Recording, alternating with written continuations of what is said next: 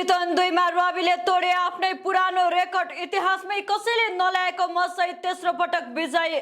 दर्शकबिन राष्ट्रिय स्वतन्त्र पार्टीका सभापति रवि लामिछानेले चितवन क्षेत्र नम्बर 2 बाट फेरि एकपटक प्रभावशाली जित दर्ता गरेका छन्। लगातार तेस्रो पटक चुनाव जित्दै उनले यस क्षेत्रमा आफ्नो राजनीतिक पकड अझ मजबुत रहेको सन्देश दिएका छन्। अन्तिम मत परिणाम अनुसार लामिछानेले 54,402 मत प्राप्त गर्दै विजय हासिल गरेका हुन्।